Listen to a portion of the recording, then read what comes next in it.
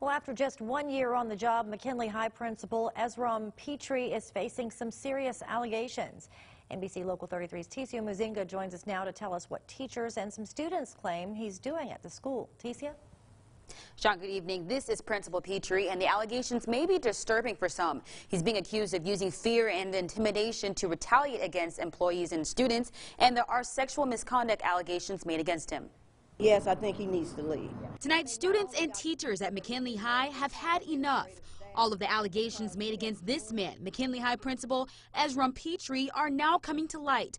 And they're putting the pressure on EBR Superintendent Warren Drake to do something about it. We definitely need to look further into what's going on at the school. Absolutely. Petrie is being accused of creating a toxic environment at the school, using fear, intimidation, and retaliation against anyone who criticizes his behavior. Teachers and students are also accusing him of inappropriately touching them, making them feel uncomfortable. This is Petrie's first year at McKinley High.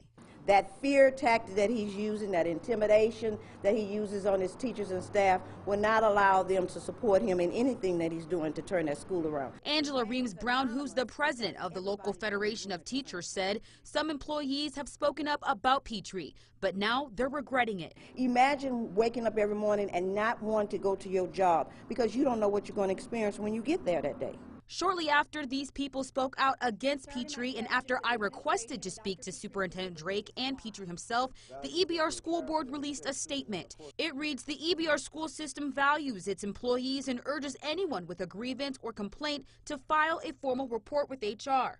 All formal allegations will be investigated. We will continue to act in the best interests of our students, families, and employees.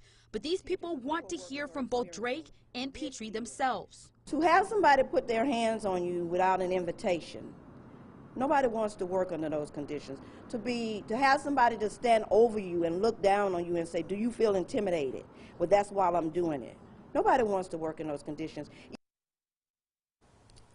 A survey was put together by representatives of the Louisiana Association of Educators and American Federation of Teachers. Nearly 30% of teachers responded to it anonymously with the same allegations against Petrie. For NBC Local 33 News, I'm Ticia Muzinga.